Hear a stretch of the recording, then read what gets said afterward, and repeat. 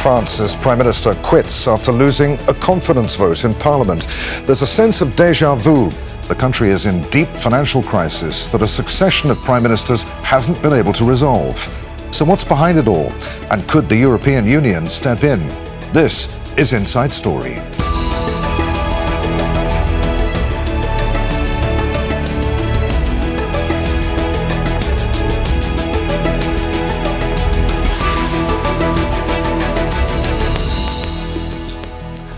Hello, welcome to the programme. I'm Adrian Finighan. France is plunged into political crisis as another Prime Minister is shown the door by Parliament.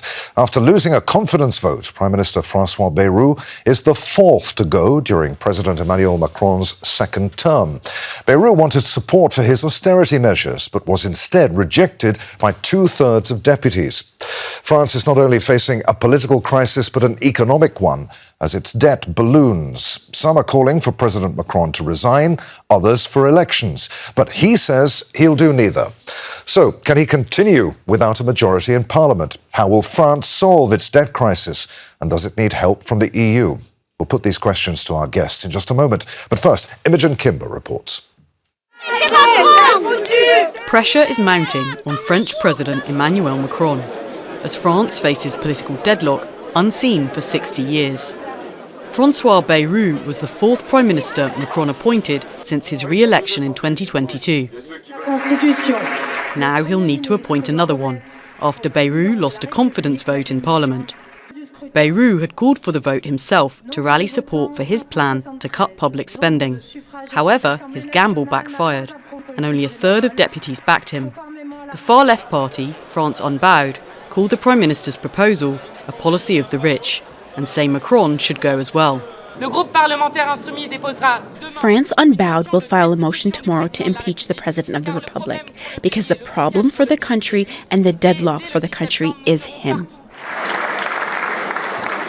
Before the vote, Bayrou appealed to Parliament for unity, saying the country needed austerity measures to survive. Our very survival is at stake, upon which our state, our independence, our public services and our social model all depend. It is the question of controlling our spending, the question of over-indebtedness. France used to be one of the strongest economies in the European Union, but now, with a debt of nearly $4 trillion, equal to 114% of its GDP, the highest in the Eurozone, Bayrou wanted to cut more than $50 billion from the budget and scrap 2 public holidays to bring it down. The left-wing Socialist Party says Macron is responsible for the situation, but shouldn't resign and instead fix the mess by forming a new coalition. The deficit was below 3% in 2017. It's now at 5.2%. Social protection had a surplus in 2017. It's now in deficit. His responsibility is obvious. If he loves this country, if he cares about the interest of the French, if he doesn't want to leave the far right as the only alternative, then, as I said, he should come and find us. Marine Le Pen's far-right National Rally is calling for elections. It's ahead in opinion polls, and with its allies, have the most seats in Parliament. Part of Macron's problem is not having a majority to push through his bills. Some argue the government should simply tax the rich, rather than cut social welfare. But the centrist and right-wing parties say they fear this will stifle growth. Instability in France is negatively affecting the Eurozone. But despite the political predicament and growing debt, Macron shows no signs of calling elections or resigning. And he says there will be a new Prime Minister in days. That will be his fifth. Imogen Kimber, Al Jazeera for Inside Story. Let's bring in our guests. From Paris, we're joined by Jean-Christophe Gallien, political analyst and communications strategist. He's an expert on French and European politics. In London is Jonathan Porters, Professor of Economics and Public Policy at King's College London and Senior Fellow at the UK in a Changing Europe. And in Paris is Diane Vinemont, a journalist and historian who writes for several international outlets. She focuses on politics, social movements and women's rights. So a warm welcome to you all. Jean-Christophe, let's start with you. Something like 15% of the French electorate has confidence in President Macron, according to an opinion poll, a recent one for Le Figaro. to what extent is he solely to blame for the mess in which he currently finds himself? You can fix it from the last presidential election and what happened with the general election coming just after. This was prodding the grounding of the whole situation today. There was no clear majority at the National Assembly just after the presidential election, and everything started at that time. We never experienced that kind of political instability since the origins of the Fifth Republic here in France. It's 1958. It started in 2022, and now it's been accelerating, for the last year, because Emmanuel Macron decided to dissolve the General Assembly in 2024, and everything collapsed, politically speaking, at least. So probably he's the main actor. Not really the reason, but the main actor of that instability, at least at the political side. And the debt crisis, Jean-Christophe? I mean, public debt amounting to what? 114% of GDP, a budget deficit of 5.8% last year, well above the 3% limit set by the EU. Are the president and his policies solely to blame for that?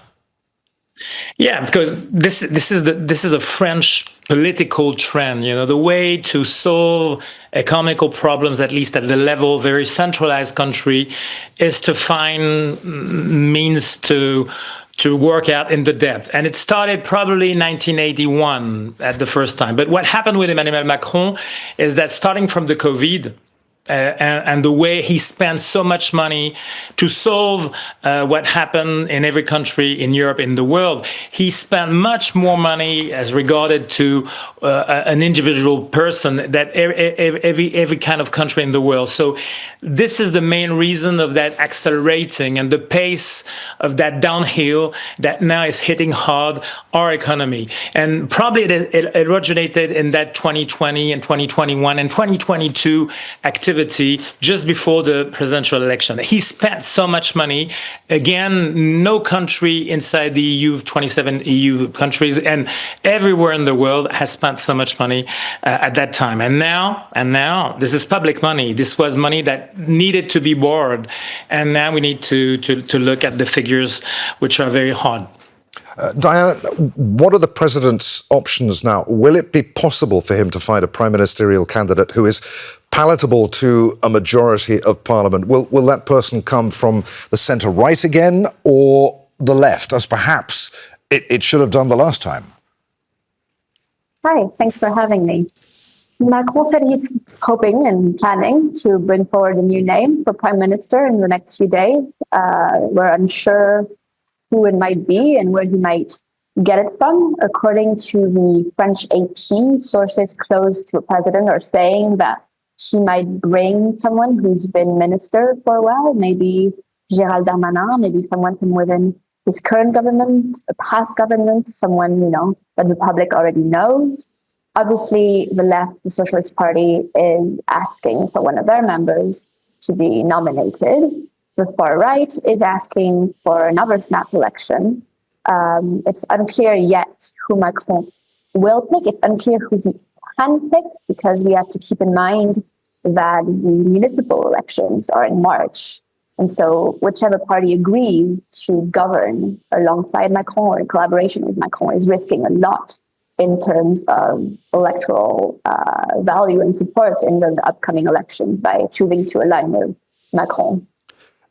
Diana, whoever it is that becomes France's fifth prime minister since Macron began his second term in 2022, do they stand any chance of breaking this political deadlock? How will they avoid becoming the next Barnier or Bayrou? Yeah, the fifth, whoever is picked, will be the fifth prime minister of Macron's second term and the third within a one-year period. And it seems to be sort of... in French, we say ejectable seat, like you come and you go just as quickly as you come. The risk, again, is that whichever PM he chooses will be subject to a censure vote, exactly what happened to Barnier, or if he or she becomes too unpopular, having to subject themselves to a confidence vote. The trick I think will have to be sort of played day by day, especially with the fall we're about to have with the amount of social movements that are sort of fomenting. This September, we've got the Block Everything movements tomorrow, and then we've got a general national-wide strike on the 18th. And whoever Macron picks as PM, I think will have to at least pretend to or give a semblance of listening to these movements, which is what Bayrou somewhat failed to do. That's why he chose to give himself, an out. He knew he would be ejected if he submitted himself to the vote, and he chose to do it yesterday, 2 days before the Block Everything protest. Again, because he knows that whenever there's a social protest in France, the first person we ask to pay for it is the Prime Minister. Jonathan, I'll come to you in just a moment, but first I saw Jean-Christophe, you were nodding vigorously at one point there.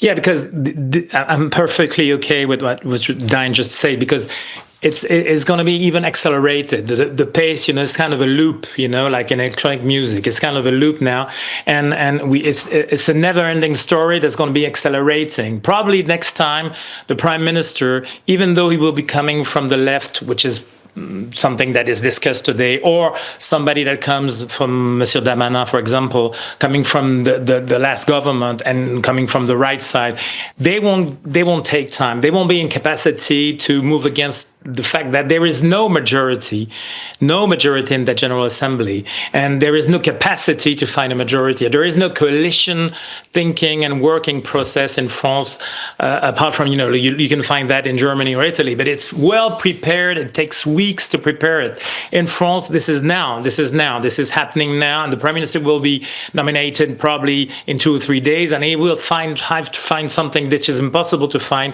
in the next weeks. Again, the second censorship is probably coming from the street now. It was a parliamentary censorship, and the next time it's moving now from the street. And it's something that's complicating the whole story. And the equation is becoming impossible for anybody. So that means the pressure, more and more pressure, of course, is going to be on the head of the next prime minister, which one comes in Matignon. But the real pressure now is going to be hitting hard Emmanuel Macron, the president of this country. Jonathan, before we talk about the wider European implications of what's going on right now in France, what's the view from London? To what extent does the economic situation that France finds itself in, to what extent is that mirrored across the Channel in the UK? It is to some extent. And so I think we should stop being quite so alarmist about this. You talked about a financial crisis. There is not a financial crisis at the moment. There is the French government has a long-standing fiscal problem, like the UK government, like the US government, as it happens. Your report, for example, said that France had the highest debt in the Eurozone. That's simply wrong, and you should correct it. France's debt is significantly less than Italy at the moment. Italy has been controlling its debt reasonably well recently, whereas France hasn't, which is one of the reasons that you see this pressure. Okay. But France doesn't have the highest debt in the Eurozone. Jonathan, I think we said it was the third highest debt in the Eurozone after Greece and Italy. Right. No, that's not what your report said just now. But in any case, it's somewhat lower than it is in the US. It's somewhat higher than the UK. It's a lot lower than Japan. Similarly, in terms of an economic crisis, France's growth last year in 2024 was pretty much exactly the same as the UK's, a little bit above 1%. That is not great by any means, but neither here nor in France. But it is not a economic crisis. What this is, as your previous correspondent, my two co-panelists have correctly said, is a very severe political crisis. There is no majority, as Jean-François said, and there doesn't seem to be a majority for making the necessary changes, whether that's changes to spending, tax, or both, that are required to restore fiscal sustainability. But those changes are perfectly feasible. This is not Greece, where you need a really, as you did in the early 2010s, where you really need a quite dramatic and really very, very socially and economically damaging program to restore fiscal sustainability. France needs a new government that can take the necessary measures. But those measures are not going to be the sort of measures that we saw in Greece in the early 2010s, or at least they shouldn't be. They're not going to be what we saw in Argentina a couple of years ago. This is not a sort of dramatic financial or economic crisis. It's the culmination of a long period of fiscal irresponsibility, and the road back to fiscal sustainability is going to be painful. But if the politics are right, it's not going to be that economically difficult. It just requires, and Jonathan, as I say, I think it's a political problem, not an economic problem more than anything else. How on earth, though, are you going to sell that pain to the French electorate? Well, the other two panelists are, of course, far more knowledgeable than me. But in the end, the electorate has to accept the reality that ultimately you cannot indefinitely continue to spend significantly more than you take in tax. A 5% deficit to current deficit is not sustainable over the medium to long term. So ultimately, the electorate have to accept that either they're going to have to pay more tax, they're going to have to accept more spending sooner rather than later. Now, how you do that politically in the short term is not for me to say, but ultimately reality will make itself felt. Jean-Christophe, why are the French electorate and the politicians who represent them simply not facing up to the reality that France is experiencing right now, that it's living beyond its means, that whoever is in power would have to take decisions that are unpalatable to large swathes of the electorate? This is a very strong point, and it goes through with what John just said. The big error of Mr. Bayrou was to dramatize at that point. It was a double-sided error, because it was linked to the French electorate, and that doesn't want to hear that that strong messaging coming from, we are going to go break down, this is going to be something so painful, you need now to realize you need to do move like this. And the second part was outside a conversation with the rest of the world, and this it is right that it's not such a crisis. It is a crisis, but it is right to say that France is not going to be IMF supported. France is not going to be Eurozone supported the same. So this is something that has to rely and to be grounded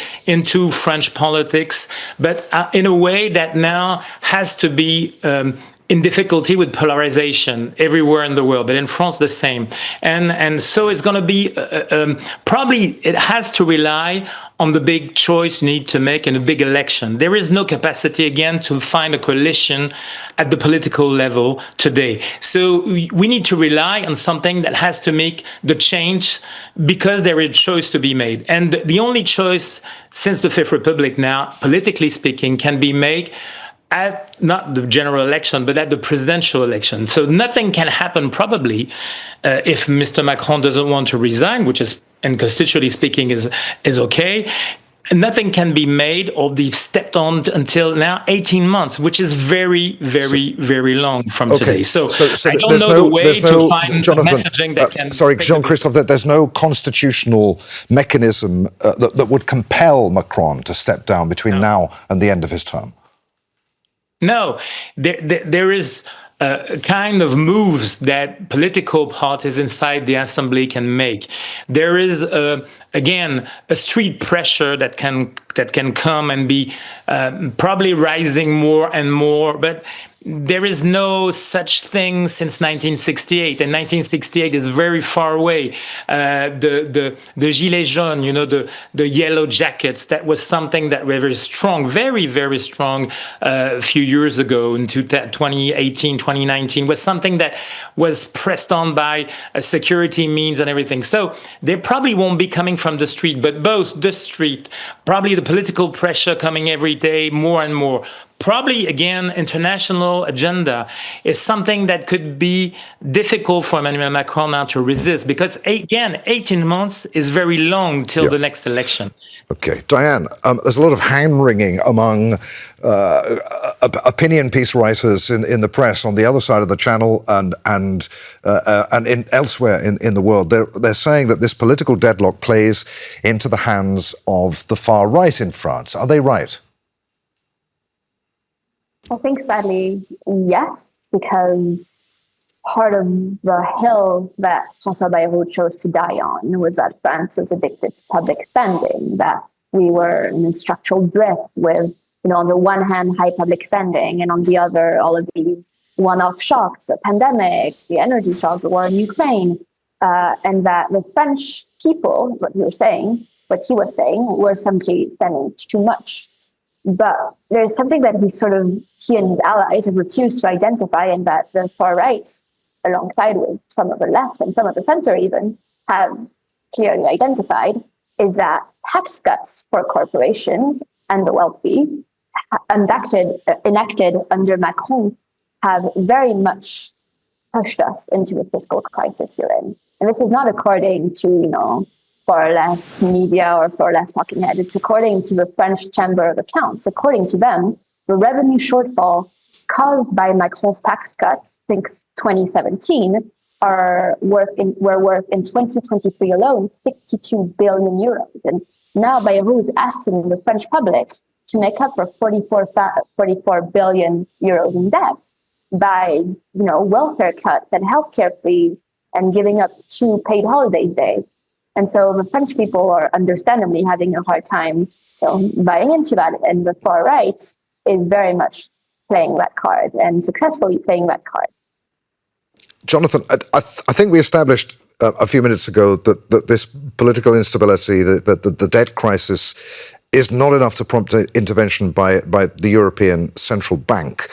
But what are the broader implications for the Eurozone if this instability persists in France, if the debt crisis gets worse?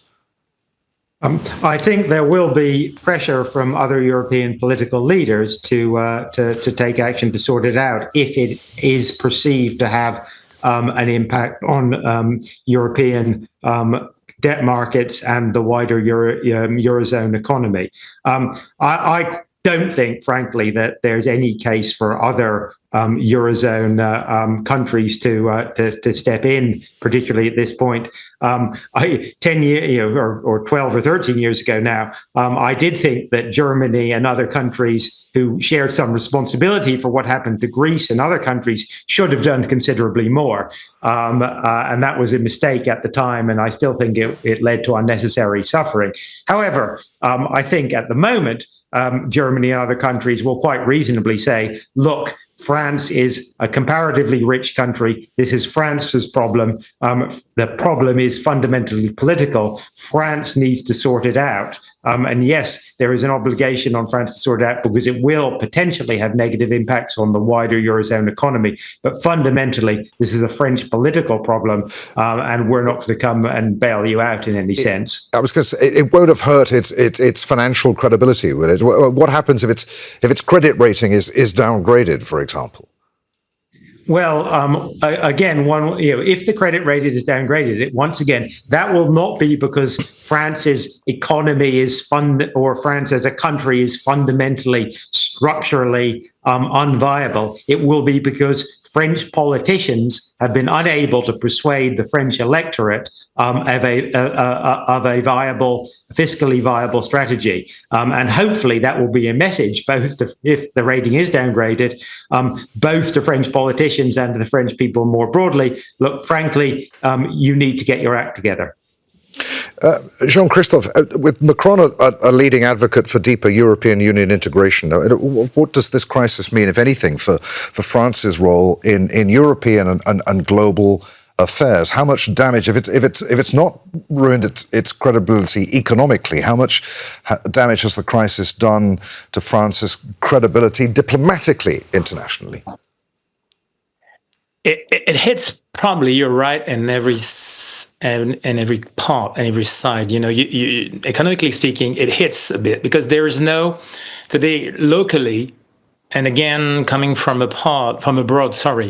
Decisions are not stopped, but decisions are like posed everywhere. So that means to invest, to do something, and so this has something to do with that political instability at the European level and at the international level. If you go to the UN General Assembly today, the next weeks and from the 23rd to the 30th of September, there will be some kind of strong meetings, and this is a very special geopolitical moment.